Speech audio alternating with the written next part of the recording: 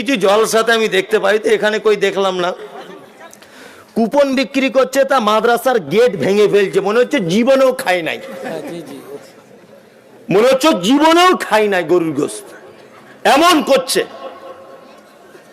দুটো একটা দাওয়াত বাড়ি আছে গোলাম হোসেন, যাওয়া যাবে না একদম, আপনি যেতে পাবেন না, বলে দিব। হ্যাঁ আচ্ছা, আপনাদের এখানে চামড়া কাটা না কি ওই মুসলমানি না কি বলে, ওটার অনুষ্ঠান করে করে এই তো ধরা পড়েছে রুগী করে, তাই তো গরু মারে, সাংঘাতিক ব্যাপার। বলছে গরু মারে, আবার ধার করেও গরু মারে।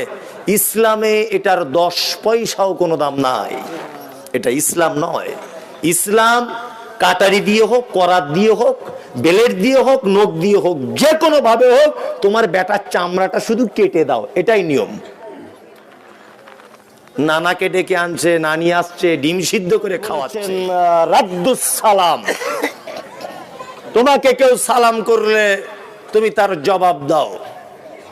সালাম দিলে কটা নেকি হয়?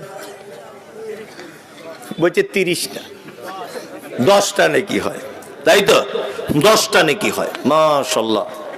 আপনার ছেলে ইংলিশ মিডিয়ামে পড়ে শুনলাম, খুব নাকি ইংরেজি বলতে শিখেছে, ঘন ঘন বলে good morning, good morning, good morning, বলে না?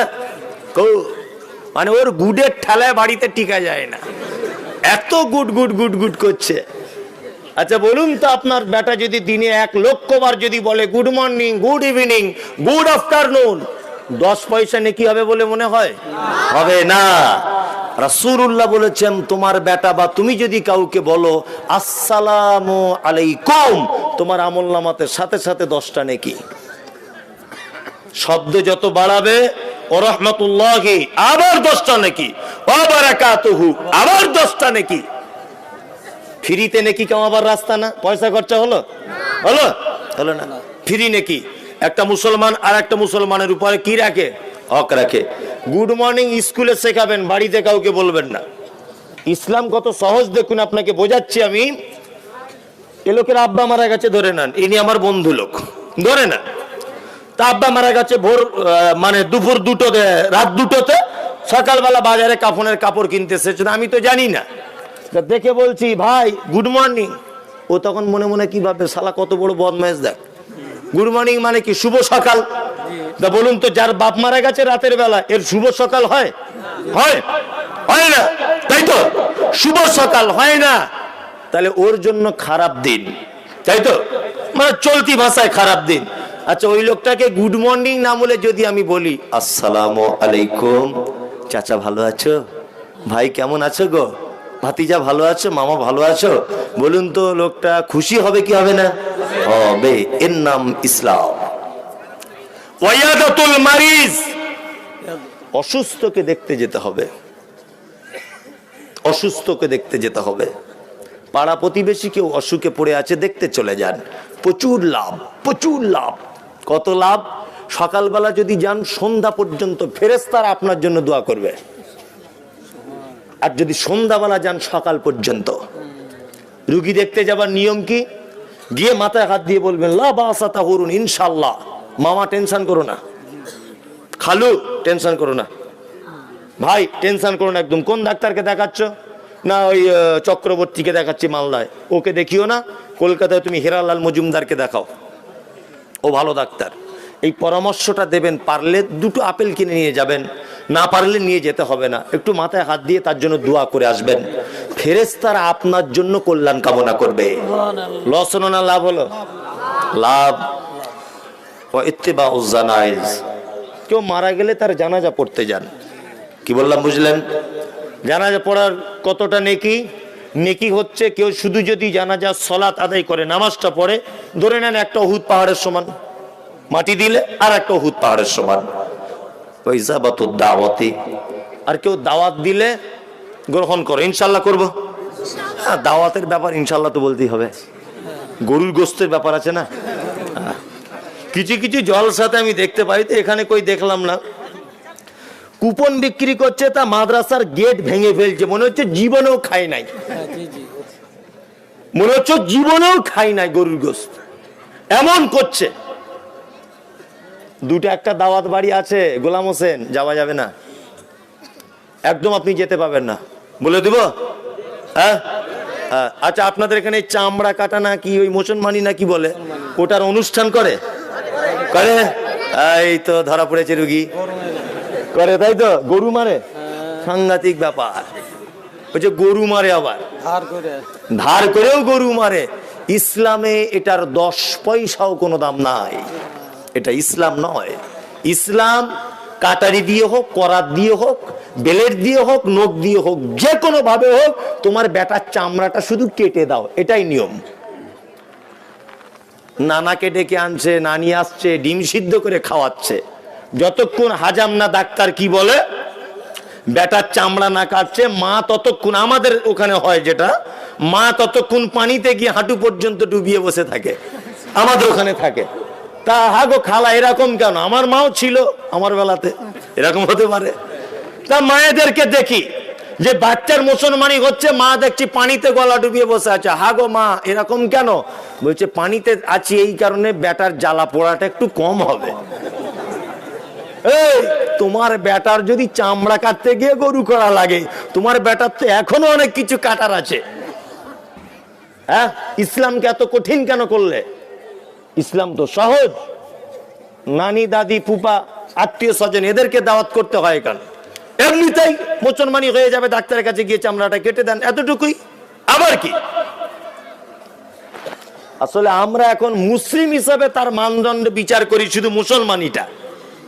অথচ আল্লাহ নবী বলছেন যে নামাজ পড়ে না ও মুসলমানই নয়, নামাজ পড়ে না তাকে আমরা মুসলমান বলি। কিন্তু গ্রামে যদি কারণ মুসলমানই না হয়, কি বলবে? এখনো পর্যন্ত মুসলমানই দেয়নি রে, মুসলমানই হয়নি বলে, কি বলে না? তার মানে আমরা মুসলমানিটাকে মুসলিম হিসাবে ভিত্তি দাঁড় করিয়ে দিয়েছি, অথচ একটা বেনামাজিকে বলতে পারি না যে মুসলমান নয়। কি আশ্চর্য ব্যাপার! এখন অবশ্যই মুসলমানি দেখেই মুসলমান চেনা যায়, আর কোনো উপায় নাই। আছে, বাসে উঠবেন, এর নাম পল্টু আর এর নাম শ্যামল, দুজনে হিন্দু মুসলমান, বুঝতে পারবেন কোন নাম কোনটা? এই পল্টু আর শ্যামল বোঝা যাবে? ওরও দাড়ি নাই, এরও নাই, বোঝা যাবে? যাবে না। এও গাঁটের নিচে কাপড়, ওরও গাঁটের নিচে কাপড়, বোঝা যাবে? ওই যে দৌলতপুর মুর্শিদাবাদে বাস অ্যাক্সিডেন্ট হয়েছিল, নদীতে বাস পড়ে গিয়েছিল 2-3 বছর আগে।